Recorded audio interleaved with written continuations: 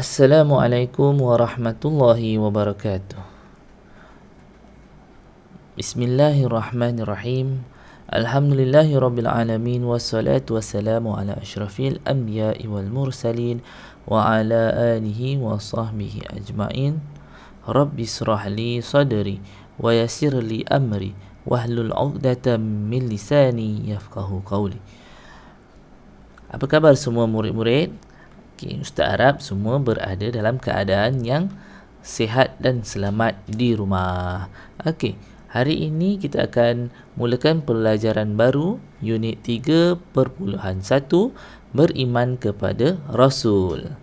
Okey, mari kita mulakan. Yang pertama sekali ialah maksud beriman kepada Rasul.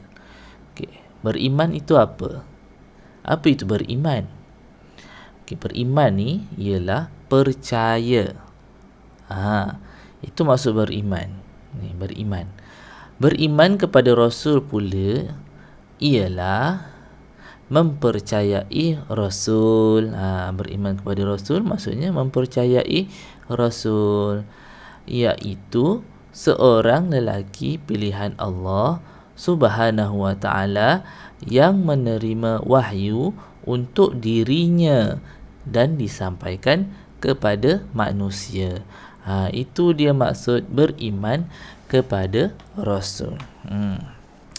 Kita kan percaya dengan seorang lelaki yang Allah pilih. Allah pilih seorang lelaki menjadi Rasul dan menerima wahyu daripada Allah Subhanahu wa taala untuk dirinya, untuk diri lelaki itu. Kemudian lelaki itu akan sampaikan kepada manusia. Itu lelaki itu kita panggil Rasul. Yang dipilih Allah tu kita panggil Rasul. Dan kita percaya, bila kita percaya dengan lelaki itu, bermaksud kita berimanlah dengan lelaki itu. Siapa lelaki itu? Rasul yang kita percaya siapa? Sekaranglah, kan, kita mesti beriman kepada Rasul yang terakhir, umat kita ni, umat Rasul yang bernama Nabi Muhammad sallallahu alaihi wasallam. Jadi kita beriman dengan wahyu yang diterima oleh Nabi Muhammad sallallahu alaihi wasallam, sebab kita percaya dengan Nabi Muhammad sallallahu alaihi wasallam. Apa dia wahyu yang diterima oleh Nabi Muhammad sallallahu alaihi wasallam? Wahyunya kita panggil Al-Quran. Itu salah satu daripada wahyu. Kalau kita tahu selain daripada Al-Quran, wahyu-wahyu lain daripada selain daripada Al-Quran, apa dia? Perintah-perintah yang berada, yang Allah perintahkan kepada manusia melalui Rasul. Contohnya perintah solat. Perintah solat ni Allah beri kepada Rasul, beri kepada Nabi Muhammad sallallahu alaihi wasallam direct. Maksud direct ni terus menerus. Nabi naik ke arasy, Nabi naik ke arasy Allah, berjumpa dengan Allah Subhanahu wa taala. Kemudian Allah berikan perintah solat itu kepada manusia melalui Nabi Muhammad sallallahu alaihi wasallam. Allah suruh Nabi Muhammad solat dan Nabi Muhammad sampaikan kepada umat manusia seluruhnya. Kitalah umat Nabi Muhammad sallallahu alaihi wasallam. Allah perintahkan kita supaya solat. Istimewa sangat solat ni sebab apa? Sebab perintahnya direct, bukan melalui malaikat. Selalu Allah perintahkan sesuatu tu melalui malaikat, perantaraan Jibril. Kemudian Jibril bertemu dengan Nabi Muhammad sallallahu alaihi wasallam dan menyampaikan apa yang Allah wahyukan. Tapi solat ni lain. Solat ni Allah perintahkan direct, terus menerus, face to face, kepada Nabi Muhammad sallallahu alaihi wasallam untuk solat. Jadi sangat istimewa lah kita sebagai umat Nabi Muhammad dapat perintah solat itu. Okey. Oh, dah terlajak jauh. Okey. Okey, beriman kepada Rasul. Kita mesti beriman kepada Rasul. Wajib hukumnya. Dalam salah satu rukun apa? Rukun iman lah. Beriman. Ada beriman je, rukun iman. Beriman kepada Rasul. Salah satu daripada rukun iman yang 6. Jadi, mari bernasyid ya. Okey, ada salah satu ataupun satu tim, satu kumpulan nasyid yang diberi nama kumpulan Raihan. Dia ada mencipta satu lagu. Lagunya berbunyi begini. Mari itu lagu 10 malaikat dia. Lagu beriman kepada Rasul. Lagunya macam ni.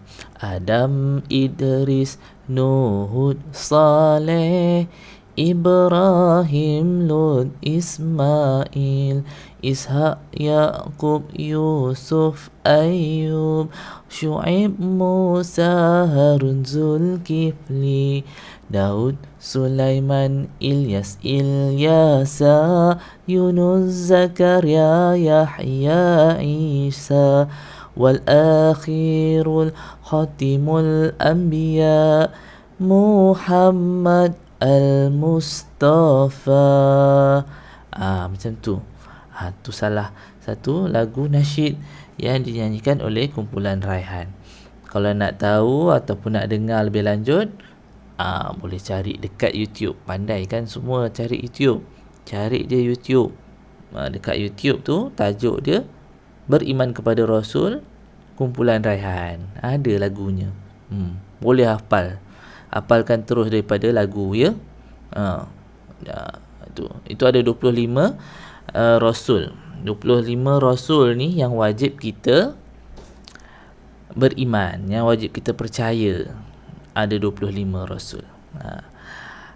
Nama-namanya ni Adam, Idris, Nuh, Ayub, Yusuf, Yaqub, Syuaib, Musa, Harun, Isa, Ilyasa, Zakaria, Muhammad. Ini salah satu sebahagian daripadanya. Hud, Saleh, Ibrahim, Ishaq. Ini adalah nama-nama 25 Rasul yang wajib kita percaya, yang wajib kita beriman. Okey. Kita dah belajar apa tadi? Yang pertama, kita dah belajar apa itu maksud beriman kepada Rasul. Kemudian kita dah belajar nama-nama Rasul. Kamu kalau nak hafal, paling senang memang lagu Raihan lah. Itu je.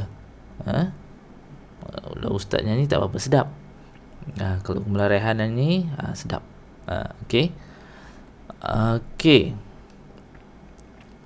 Jadi kemudian kita akan sambung Ustaz seterusnya. Okey, tugas Rasul. Tadi kita dah kenal nama Rasul. Sekarang kita nak tahu apa tugas Rasul ni. Kenapalah Allah utuskan Rasul kepada umat. Setiap Rasul ada umat dia. Kita ni umat Rasul Muhammad sallallahu alaihi wasallam. Nabi Isa pun ada umat dia.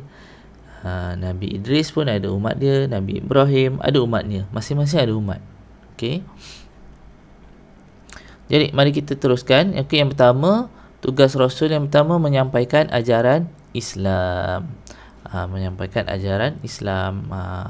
Islam tu bermaksud sejahtera. Menyampaikan ajaran Islam. Yang kedua, menyeru manusia menyembah Allah Subhanahu Wa Taala.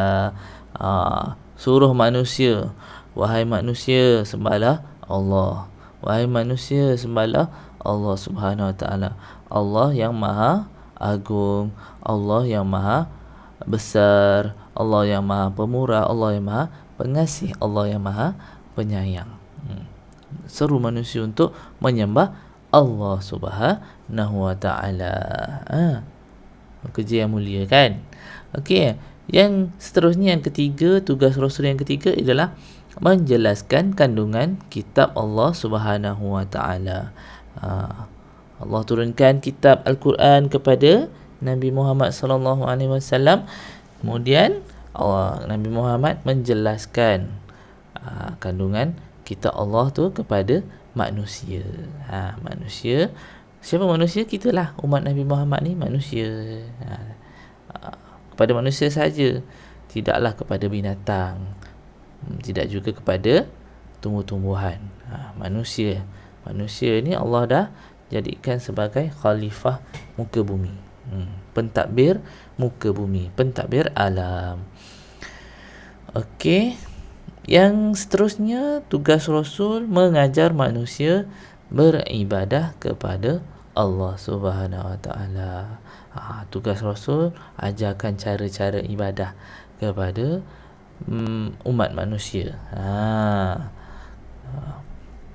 Ajar macam mana nak solat, ajar macam mana nak berwuduk, ajar bagaimana caranya hendak puasa, lagi ajar bagaimana hendak membayar zakat, bagaimana zakat dilakukan, pembahagian zakat, macam-macam lah yang berkaitan dengan hidup manusia ni Allah dah ajarkan melalui Nabi Muhammad sallallahu alaihi wasallam. Bukan setakat daripada bab ibadah saja, tapi soal kehidupan pun Allah ajar melalui Rasul.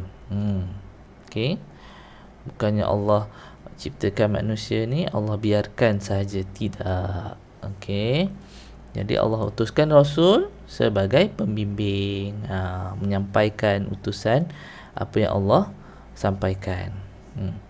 Yang seterusnya, menunjukkan akhlak yang baik kepada manusia. Nabi Muhammad sallallahu alaihi wasallam diutus untuk memperelokkan akhlak manusia. Kerana pada zaman Nabi Muhammad diutuskan tu, akhlak manusia sangat teruk, zaman jahiliah.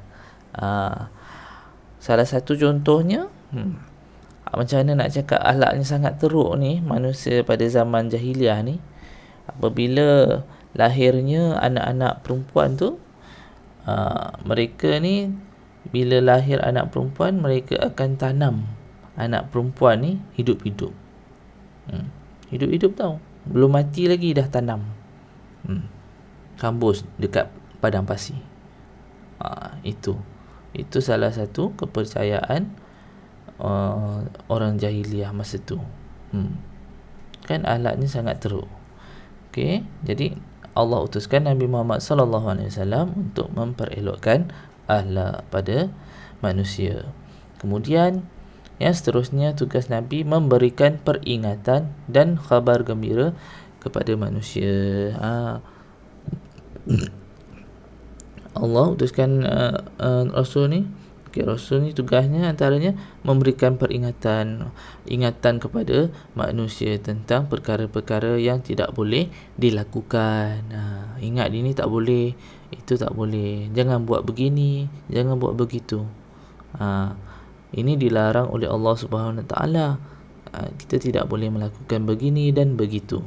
Contohnya peringatan yang diberikan kepada manusia melalui Rasul. Dan kemudian Allah menyampaikan khabar gembira juga kepada manusia. Khabar gembira, siapa yang membuat ataupun melakukan perkara-perkara yang baik akan mendapat ganjaran. Ganjarannya apa? Ganjarannya pahala. Lagi ganjarannya apa? Ganjaran syurga. Kalau melakukan perkara yang tidak elok dan tidak baik, akan mendapat balasan apa? Balasan neraka. Itu peringatan. Kabar gembira tu syurga. Okey, itulah antara tugas-tugas yang Allah berikan kepada Rasul. Baik, Ustaz rasa itu saja pembelajaran kita untuk hari ini. Okey, harap kamu dapat sesuatu dan kamu hadamlah apa yang kita belajar hari ini. Okey, tak dapat banyak, sikit pun alhamdulillah. Okey, sekian saja untuk hari ini. Assalamualaikum warahmatullahi wabarakatuh.